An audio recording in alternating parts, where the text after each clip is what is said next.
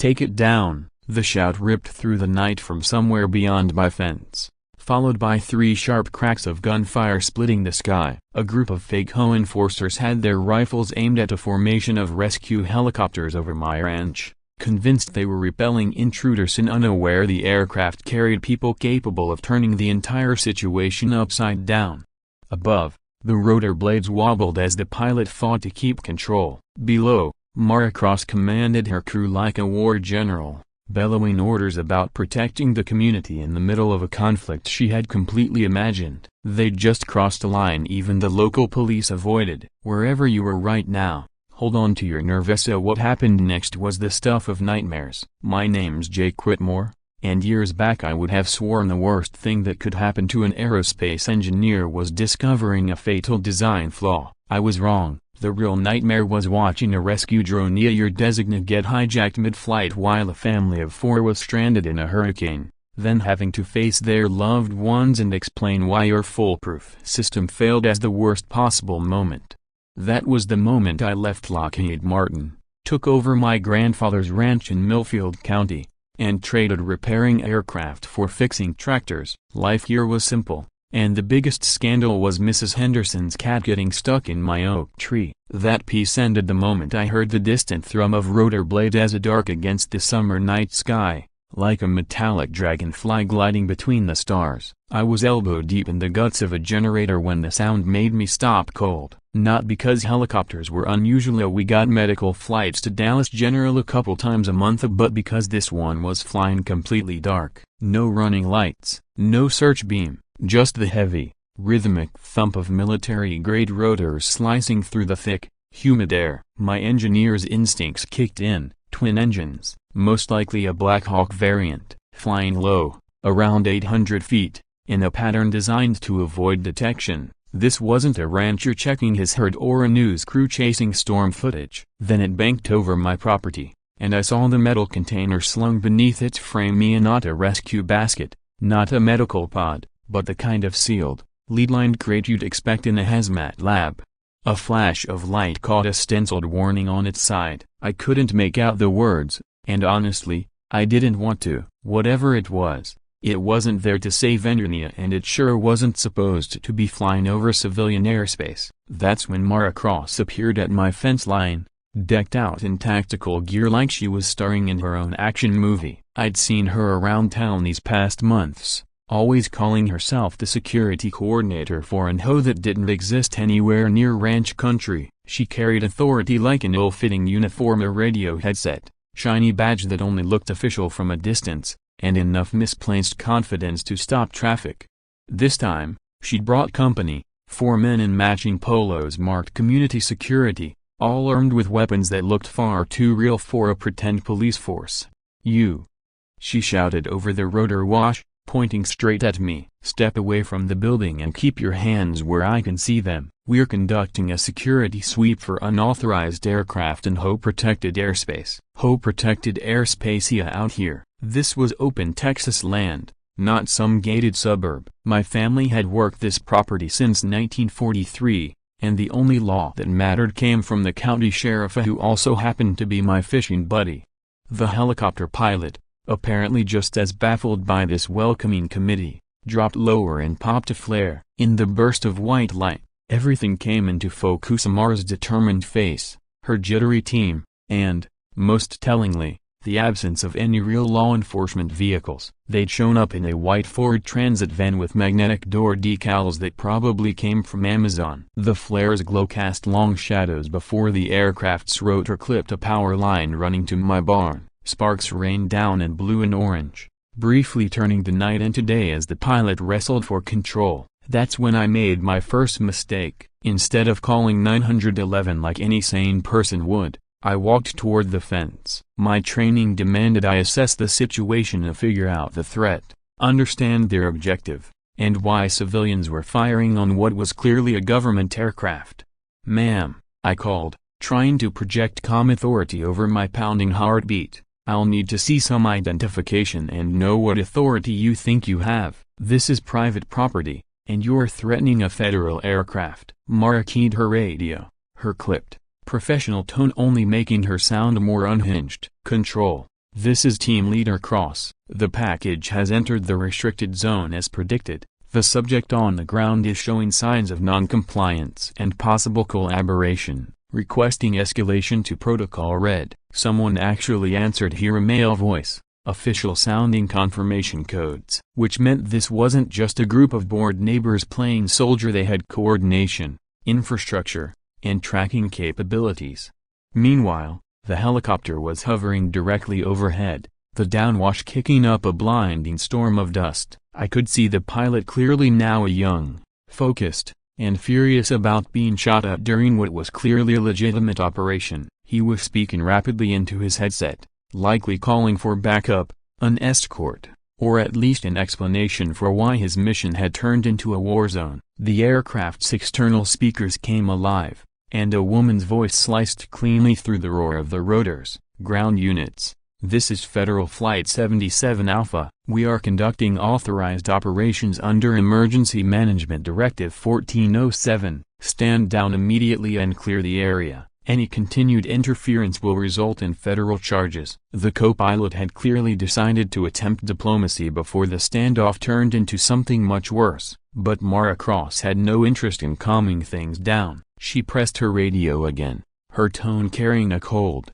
unshakable resolve that made any reasonable person uneasy. The package is federal surveillance. They're mapping our defenses and marking resistance positions. Initiate Red Protocol. All units, prepare for Phase 2. I stood there in the fading glow of the flare, watching a federal helicopter square off against a self-appointed neighborhood militia that had clearly gone off the rails. One thought kept looping in my mind: 3 years spent trying to escape the fallout of failed technology, only to wind up between a government mission I didn't understand and a civilian force that might be even more dangerous than whatever was in that sealed container. This was no coincidence. Mara had known that aircraft was coming, had people ready to intercept it, and was following a script that cast me as either an obstacle or a potential pawn. The helicopter's pitch shifted to preparing to leave when Mara made the choice that would follow both of us for a long time. She spoke into her radio with the calm certainty of someone fully convinced they were in the right. Control, the package is exiting the restricted zone. Red Protocol is active. Phase 2 begins at 0600 hours. Then she turned to me and smiled a smile that promised nothing good. Mr. Whitmore, you've just been designated a security threat to this community. I hope you're ready for what's coming. Morning light broke over Millfield County like a rude awakening, bringing with it the realization that Mara hadn't been bluffing. I woke to the rumble of diesel engines and the whine of power tools, normally the soundtrack of a neighbor fixing a fence or repairing equipment. Not today. From my bedroom window, I saw a crew of men in the same community security polo shirts building a makeshift checkpoint at my driveway. It wasn't a gate, it was a full-blown roadblock, complete with traffic cones, a folding table, and a clipboard that one man studied like it held classified secrets. The absurdity hit me as I pulled on my boots and poured coffee. These people were acting like they had jurisdiction over a ranch my family had owned for 3 generations. Any sane person would have recognized the legal disaster this could cause, but rational thought wasn't Mara's specialty. I stepped onto my porch, coffee in hand, and called to the nearest man. Morning, mind telling me why you're on my property without permission? The answer was a polite but firm suggestion to stay inside while they completed their security assessment. That's when I spotted the camera's sleek black units on telescoping poles aimed to cover every approach to my home, my workshop, and the airspace above. These weren't cheap home security gadgets, they were commercial grade, with wireless transmitters and infrared night vision. Someone had invested serious resources to turn my land into a surveillance zone quietly enough that I hadn't noticed until now. I picked up the phone to call the sheriff, but my landline was dead and not storm damaged or cut, but electronically shut down in a way that reeked of deliberate sabotage. My cell phone had full bars yet refused to connect, flashing a strange network maintenance message I'd never seen. Either I was experiencing an extraordinary streak of bad luck, or someone was actively jamming my communications. I decided to drive to town and settle this through proper channels. But at the checkpoint, the crew informed me still politely that I was under voluntary protective custody until the security matter was resolved. When I pointed out that voluntary custody wasn't really voluntary and that they had zero legal right to detain me, the man with the clipboard smiled and handed me a business card.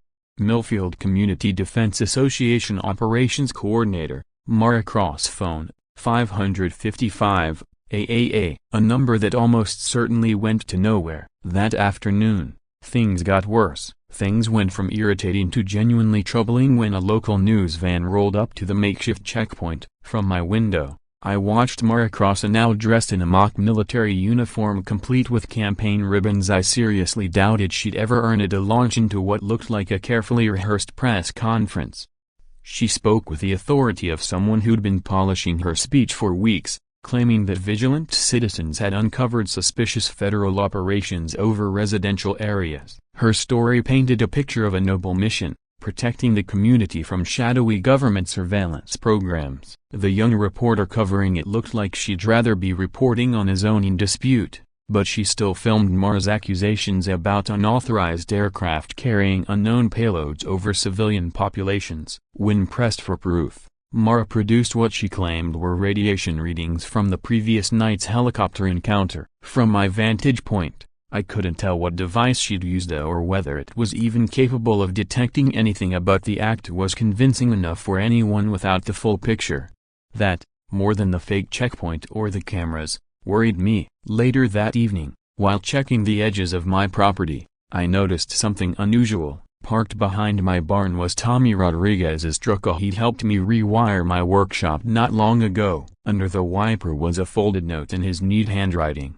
Jake, found something you need to see. Meet me at Murphy's Diner tomorrow morning, 7 a.m. Don't use your phone. Tommy was the laid-back type. His biggest concern in life usually involved wire gauges, so the urgency in that message hit hard. I walked the property to clear my head and weigh my options. That's when I spotted them. Small metallic devices, spaced evenly apart, barely visible unless you knew where to look. Hair-thin wires ran between them, just under the soil, forming a precise grid pattern across most of the ranch. My engineering background told me these weren't basic motion sensors or off-the-shelf security gadgets. They were advanced acoustic sensors capable of picking up conversations and sounds from a distance, which meant someone had been monitoring not just my movements, but my voice, including phone calls made inside my home. This wasn't some thrown-together reaction to a random helicopter sighting. This was an operation planned over weeks and maybe months. Someone had been watching me,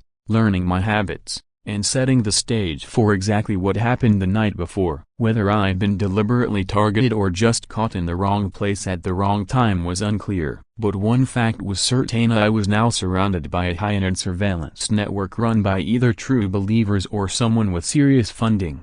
Standing there under the same stars that had lit last night's confrontation, I heard a faint, growing whine of a turbine engine high overhead. I couldn't see it, but I knew something was up there, probably with optics sharp enough to read my license plate from miles away. A thin red laser swept across my property for 3 seconds, pinning a GPS coordinate near my front door before vanishing. Someone was watching, someone was listening, and someone had just marked me. Murphy's Diner was the kind of place where the coffee could wake the dead and the gossip could bury them. Tommy was already there, hunched over a cup, eyes shadowed from lack of sleep. I'd known him for years, and I'd never seen him this rattled. He didn't waste time. Jake, I need to show you something, but not here. His eyes kept scanning the room, like he half expected Mara Cross to appear from behind the pie case. Last night, finishing up at the Hendricks place, I saw something: a broken bar. Strange. There's equipment buried on your property that makes their little HOA act look like a cover story. From his phone, he showed me a picture of a compact, sophisticated electronic device partly unearthed from what looked like my back pasture. We left the diner in silence and walked to his truck. From his toolbox, Tommy revealed the actual device from the photo, plus 3 more just like it, several feet of fiber optic cable, and what appeared to be a small satellite dish. These were all linked, he explained, pointing out the wiring configuration with the precision of someone who knew exactly what he was looking at. Jakey, a broken bar. This isn't just surveillance. This is a broken bar communications network. Tommy explained. "Your land's being used as a relay point for data transfer, and I'd bet there are identical setups scattered across the county." The realization slammed into me. This wasn't just about the helicopter, or at least not entirely. My ranch had been tied into a much larger infrastructure, likely for months, serving as a hidden component in a system capable of quietly moving massive amounts of information. The question was whether Mars Group had installed the technology themselves, or if they'd stumbled upon it and were now trying to seize control. Either way, I was sitting on the hub of a surveillance operation capable of tracking communications across half of East Texas. Tommy took me to a ridge overlooking the valley, where he kept his truck fitted with radio gear for his side business monitoring emergency signals. He gestured toward what seemed to be a child's kite drifting in the breeze about a mile away, except it wasn't drifting, it hovered with precision, holding a fixed height, tethered to someone on the ground who was carefully guiding it. After a moment, it dipped and released a small object that spiraled toward the earth like a leaf. "Third time this morning," Tommy said. "They're delivering packages by kite to dodge radar. Smart move via low enough to avoid most scanners, quiet enough not to draw attention. If anyone asks, it's just a harmless bit of kite flying." He handed me binoculars, and I quickly realized this was no toy. It was a sophisticated device with a compact winch system and a controlled release mechanism. We drove toward the drop zone and found a package caught on a fence not far from my boundary. Inside a waterproof pouch was a high-resolution satellite image of my ranch, taken directly from above and marked with exact GPS coordinates. But this wasn't just any image, it was so sharp it showed individual fence posts. More disturbingly, it revealed the heat signatures of underground structures invisible from the ground. The map exposed a far more extensive network of buried cables and sensors than even Tommy had guessed, forming a grid that stretched beyond my property into neighboring land. On the back, in neat block letters, was a chilling note: Dr. E.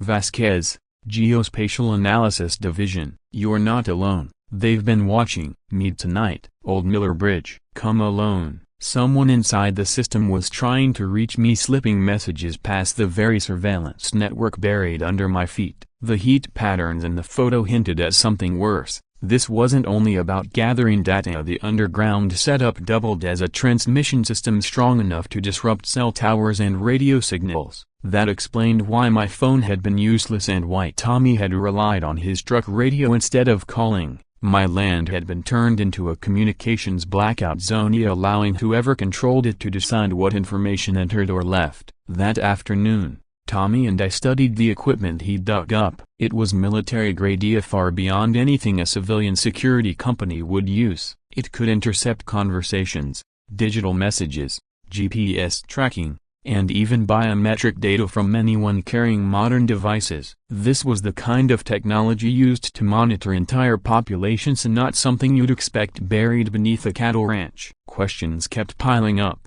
If this was a government project, why was Mara Cross involved? If it was a militia, how had it gotten their hands on such advanced gear? And if Dr. Vasquez really worked within the government, why was she sending kites instead of using official channels? None of the answers I could imagine offered much comfort. As night approached, I made my choice. I'd meet Dr. Vasquez. Tommy warned me it could be a trap, but the old Miller Bridge was isolated, reachable only by a neglected dirt road. If someone wanted to speak far from electronic ears, it was the perfect place. The only question was whether I'd be meeting an alley, a broken bar, or walking straight into danger. I was standing in my workshop, staring at the advanced surveillance gear scattered across my workbench, when my thoughts drifted to a family I hadn't been able to protect years ago. Back then, technology had failed them when they needed it most. Now, it felt like technology was turning against me too, only this time, I wasn't going to stand by while others suffered because of systems they didn't understand or couldn't control.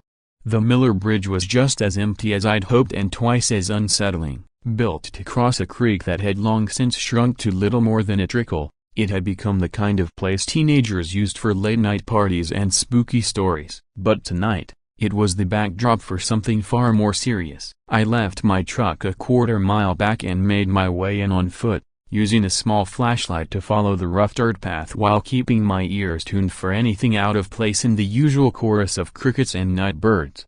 Dr. Elena Vasquez was already leaning against the bridge railing when I arrived, looking like she'd been there for ages. She was younger than I'd imagined, early 30s maybe, with the kind of precise, economical movements that hinted at military experience. A tablet computer was tucked under one arm, and she wore what looked like standard-issue tactical gear. "Mr. Whitmore," she began without pleasantries, "we need to move fast.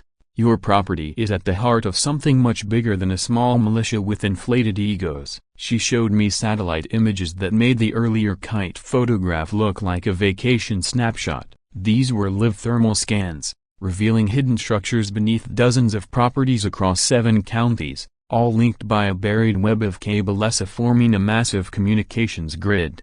"This is Project Neighborhood Watch," she said, her tone sharp and professional. "It began as a federal pilot program to test community-based surveillance in rural areas where traditional monitoring wasn't practical. Local leaders were supposed to be informed and cooperate, identifying security threats under the guise of ordinary neighborhood watch duties. But, she explained, the system had been hijacked. It turned into a weapon for controlling communities through intimidation and illegal detentions. Mara Cross wasn't just a power-hungry HOA president. Her records showed she had once been an airport security supervisor investigated by the FBI for links to domestic extremism. The case had been buried after someone higher up stepped in, and now she was being used as a figurehead for an operation that reached all the way to Washington. "The helicopter from the other night," Vasquez said, "wasn't on a routine flight. It had been outfitted with detection equipment to map the underground network and pinpoint who was operating it. My ranch was chosen because it sat at the grid's geographic center and because the people behind this wanted to see if their civilian militia proxies could block federal investigators."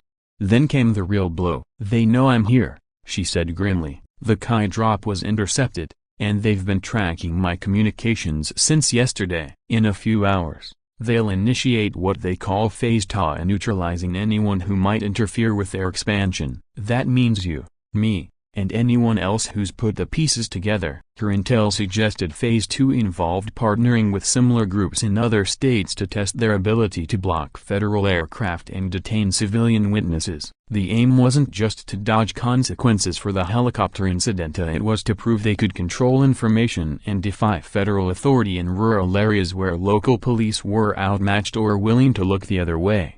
We were cut short by the sound of engines closing in from several directions. Headlights sliced through the darkness like search beams. Vasquez grabbed my arm and pulled me under the bridge, into the shadows of the dry creek bed. Above us, trucks and SUVs rolled into position, surrounding the area. "This is why I had to see you tonight," she whispered, pulling a military-grade radio from her gear. "Federal teams have been stationed around your land all day, waiting for confirmation of the threat." What happened next could have been ripped straight out of a movie. I hadn't signed up for the kind of role I suddenly found myself playing. Dr. Vasquez spoke quickly into her radio, rattling off codes I didn't understand, but whoever was listening did, because within minutes the night roared with the sound of incoming helicopters. Not just one this time, 3 aircraft swept in from different directions, their searchlights slicing through the darkness and loudspeakers blaring federal authority that no one could dismiss or shoot at. The civilian vehicles hemming in the bridge lurched into chaotic motion, their drivers realizing too late that they had wandered into a fully orchestrated federal sting. Over the open channels, Mara Cross's voice barked orders to activate Protocol Red and silence all witnesses. It was exactly the sort of phrase that leads to terrorism charges in a federal courtroom. From our hiding spot beneath the bridge, Vasquez and I watched federal agents descend on ropes from the choppers, equipped with infrared gear that let them move effortlessly in total darkness. In contrast, the militia types stumbled through the brush with flashlights and overblown tactical fantasies. The sheer precision of the operation was both awe-inspiring and chilling. Clearly this had been in the works for weeks, with contingencies for every possible turn.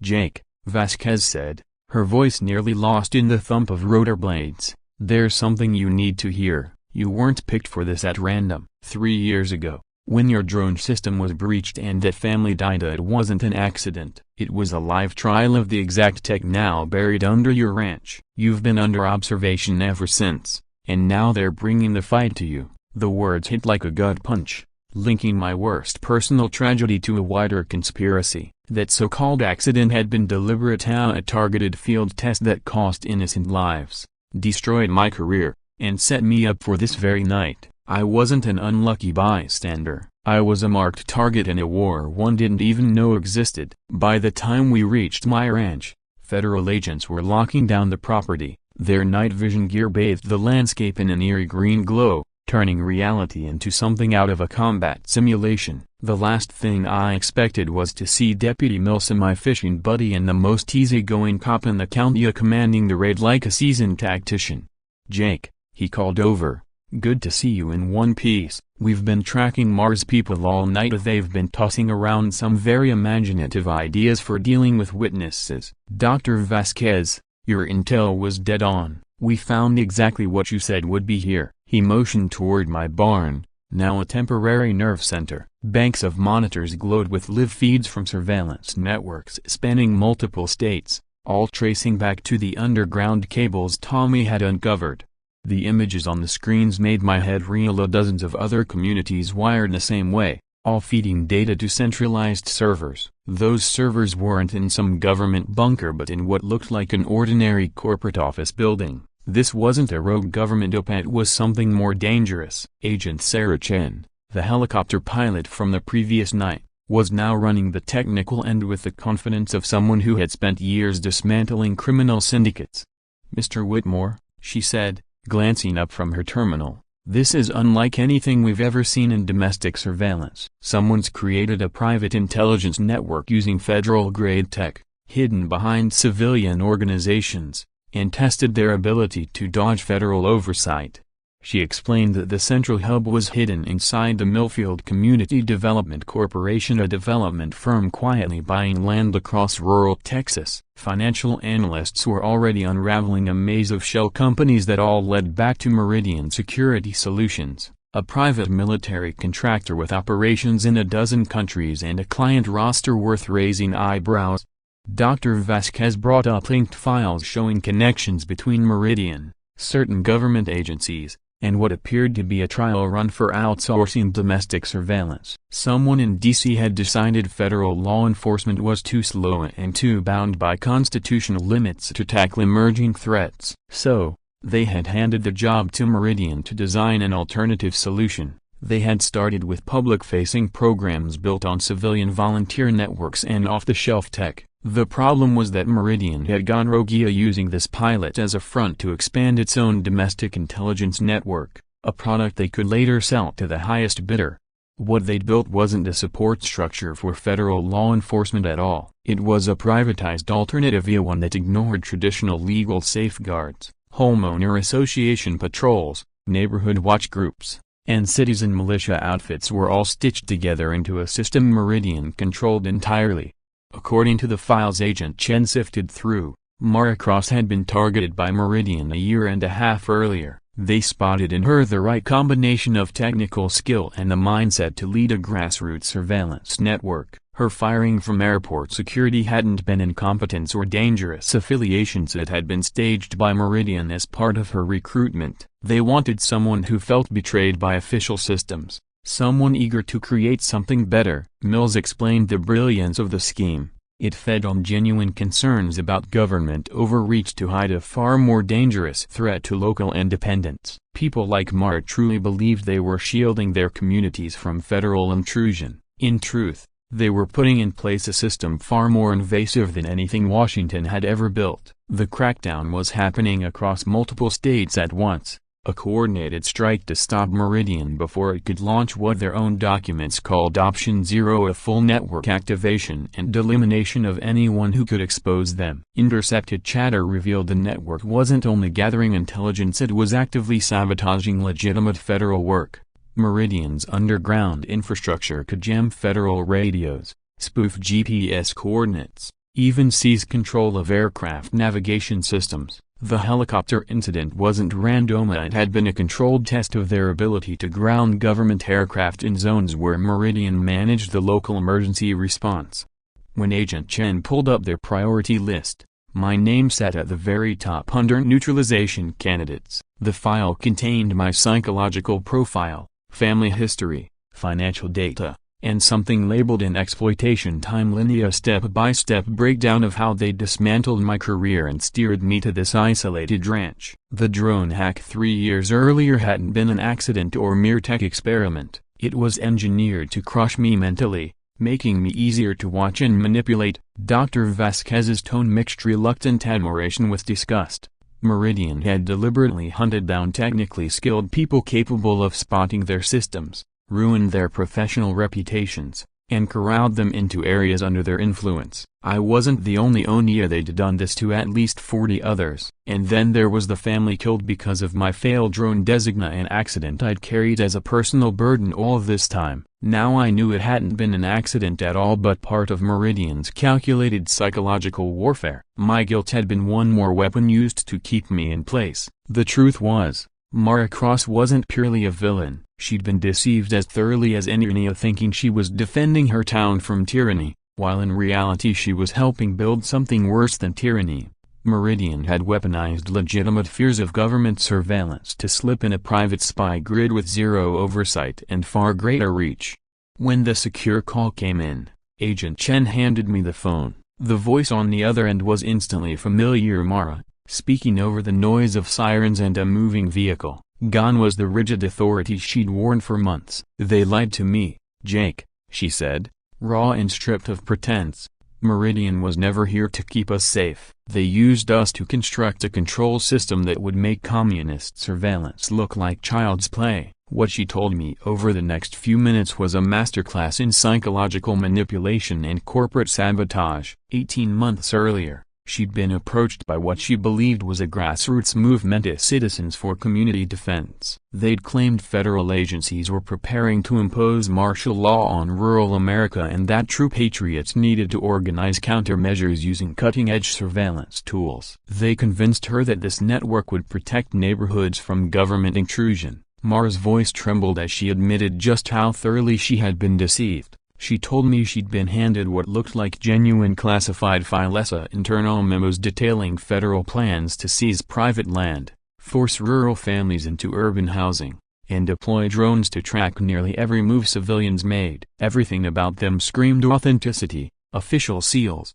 classification markings, crisp government formatting. She truly believed she was protecting her hometown from oppression. In reality, she was unknowingly building the very machinery she feared. What made her confession even heavier was the way she described how Meridian had weaponized her loyalty and valid fears. They'd supplied her with actual surveillance gear, legitimate government intel on aircraft movements, and genuine authority to organize civilian watch groups. The only thing counterfeit was their intent. Instead of defending against a tyrannical government, they were constructing a privately owned spy network, one they could sell to the highest bidder. Agent Chen took her phone and quickly coordinated with her location, a Meridian complex about 20 miles north of my ranch. Senior executives there were scrambling to evacuate staff and servers before the feds could arrive. According to Mara, that site housed the Central Command for Surveillance Operations in 43 states, plus backup servers for foreign contracts in places where spying was less politically sensitive. Chen turned to me, his expression making it clear my so-called quiet retirement was about to vanish. Meridian's system, he explained, was designed to survive federal takedown attempts. If interference was detected, control would instantly jump to backup servers. But Dr. Vasquez had found a weakness: it relied on the original network hubs to keep everything synchronized. The plan was deceptively simple: use my technical skills to turn my ranch into a signal amplifier powerful enough to overload the system. The underground wires and hidden sensors that had been spying on me for months could be rewired to broadcast a destructive feedback loop, crashing every server linked to the network. But to do it, I'd have to remain on-site while agents simultaneously hit other backup locations. Vasquez didn't sugarcoat the risk. Meridian already knew the feds were coming and would likely try to eliminate anyone who could expose them before they fled. If I agreed, I'd be painting a massive target on my ranch for the next 2 hours. I thought about the family lost 3 years earlier because of Meridian's lies. About dozens of others they'd mentally and socially broken. About hundreds of towns where people like Mara had unknowingly built their own surveillance cages. There wasn't really a decision to make. "Tell me what to do," I said, heading straight for my workshop where Tommy's recovered equipment still covered the bench. The next hour became an intense crash course in electronic warfare, led by federal agents who treated dense technical manuals like casual weekend reading. Using Tommy's gear and extra hardware Chen's team had brought, we converted my barn into a broadcast station capable of hitting every synchronization channel in Meridian's system. When the moment came, I flipped the master switch, instantly transforming my ranch into the priciest noise generator on Earth. Every buried device on my land surged at full power, flooding all frequencies at once and sending a crippling loop through the entire network. The effect was instant. Reports streamed in from agents at dozens of side-ISIS servers going dark, communication grids failing, and escape routes blocked by the same surveillance tools Meridian had used to control others. Mara's voice crackled over the radio, carrying something close to relief. "It's working, Jake. The whole network's collapsing. Their security systems have locked them inside. They're trapped by their own technology." But Meridian wasn't finished fighting. When their main network went down, Meridian triggered what Agent Chen grimly referred to as their scorched earth protocol, a last-ditch plan to wipe out every trace of their activities while silencing anyone who could testify against them. Intercepted communications confirmed that a strike team was already heading toward my ranch with orders to shut down the transmission source and eliminate every witness. The irony was impossible to ignore. After years of running from the fallout of technology turned against me, I was now wielding that very same technology to strike back at the people who had dismantled my life. The surveillance system they once used to monitor and control me had become my weapon to tear down their empire. While we waited for Meridian's final move, Dr. Vasquez handed me a tablet streaming live updates from federal operations nationwide. 43 surveillance grids were going dark in perfect sync. Hundreds of Meridian operatives were already in custody, and thousands of unsuspecting civilians were about to learn that their worst fears of constant monitoring had been valid, only they'd been looking in the wrong direction all along.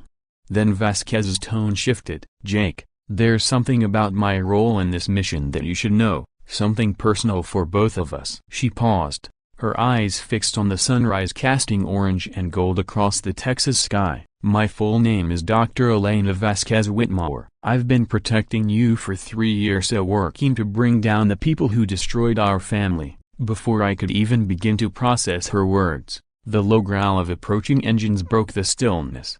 Meridian's last cart had arrived. 3 black SUVs rolled up my dirt road, polished and menacing like they'd been stolen straight from a Secret Service convoy. But their precision unraveled the instant they realized they were driving into a carefully orchestrated federal trip planned with the same relentless precision they had once used to dismantle my life. Agent Chen's team had positioned themselves using the very surveillance tools Meridian had planted on my land, turning the company's own creation into the perfect snare. Justice delivered at fiber optic speed. The firefight was brief but decisive. Meridian's operatives had expected to find a panicked engineer cowering behind his barn and not a federal strike team with air support and enough electronic warfare equipment to black out a city. When the dust settled, a dozen of their agents were in custody, their servers were in FBI hands, and coordinated raids were underway on their headquarters in multiple states. But the most profound moment came hours later, sitting on my porch with Elena, my sister. Though I hadn't known she existed for 35 years, she explained how she had spent the last 3 years embedding herself in the intelligence community for one purpose: to dismantle the people who had targeted our family. The drone incident that killed an innocent family and ended my career wasn't just a cold demonstration of Meridian's power, it was personal. It had been revenge against our father, who had refused to sell his aerospace patents decades ago to the company's predecessors. "They've been going after us ever since," Elena said quietly, watching agents uproot the last of the buried surveillance gear from my property. Dad's refusal to weaponize his navigation technology cost them millions in defense contracts. So they decided to erase his legacy piece by piece until nothing remained but their version of the story. They hadn't just set out to destroy my work, they had aimed to break me as a person, using me as a proof of concept for how efficiently they could eliminate technical experts who might one day threaten their empire. The scale of Meridian's reach was staggering, even to those accustomed to digging into high-level conspiracies. I wasn't their only target. Elena wasn't either. They had methodically sought out dozens of engineers, analysts, and researchers across the country, anyone whose innovations could expose their hidden surveillance networks or compete with their technology, and then dismantled their careers, reputations, and sanity. The same psychological warfare that had driven me to this remote trench had been perfected through years of experimenting on other victims, each one isolated and scattered like fragments of a puzzle no one was meant to solve. Mara Cross was perhaps the most heartbreaking example. Her deep love for her country and her valid concerns about government overreach had been twisted into tools for Meridian's benefit. Without realizing it, she'd become the ideal instrument of the very oppression she thought she was fighting against. When federal agents finally arrested the executives who had pulled her strings, she collapsed in understanding, too late, that every move she'd made to defend her neighbors had actually been building the bars of their prison. Justice came quickly for Meridian. In the months that followed, dozens of executives and operatives were convicted on charges ranging from domestic terrorism and illegal surveillance to conspiracy to commit murder. Their assets were seized, contracts terminated, and every piece of their technology dismantled by the very agencies they had sought to replace. Most satisfying of all, their surveillance systems were classified and locked away forever, beyond the reach of anyone who might try to turn them against the American people again. For me, vindication came at a congressional hearing, where I testified about Meridian's methods, how they waged psychological warfare and methodically erased the work of civilian technical experts. The family who died because of the drone hack couldn't be brought back, but their surviving relatives received a settlement that would keep them financially secure. And, in the aftermath, new legislation was passed requiring direct congressional oversight for any domestic surveillance program, whether run by a government office or a private contractor. Not long after, I accepted a role as Director of Community Security for the Department of Homeland Security, charged with making sure no one else suffered the same kind of abuse Meridian had inflicted. The skills they'd tried so hard to erase in me were now the very tools I used to protect communities across the nation. Elena and I began rebuilding our bond slowly, trading stories about our father's innovations and our mother's dreams for what her children might accomplish. Together, we launched a foundation to help families victimized by domestic surveillance schemes, offering both financial aid and technical expertise to those whose lives had been dismantled by corporate espionage hiding under the banner of patriotism. Mara Cross, after serving her sentence, began volunteering to educate others about the dangers of misinformation and psychological manipulation. She wrote to me not long ago an apology for the fear she'd caused and gratitude for helping expose those who had weaponized her devotion to her country. This morning, as a legitimate rescue helicopter trained above my ranch, I thought about the journey from target, to survivor, to protector. Justice doesn't always come quickly, but when it does, it can be as sharp and decisive as rotor blades slicing through a clear Texas sky. What would happen if your own neighborhood turned against you tomorrow? My story is proof that the gravest threats often arrive wrapped in the language of protection, and that ordinary people can become heroes simply by refusing to stay silent. In a world where surveillance feels normal and authority rarely faces scrutiny, the courage of one person can expose the truth and safeguard entire communities. If you believe in the power of truth, and in telling the stories mainstream media won't,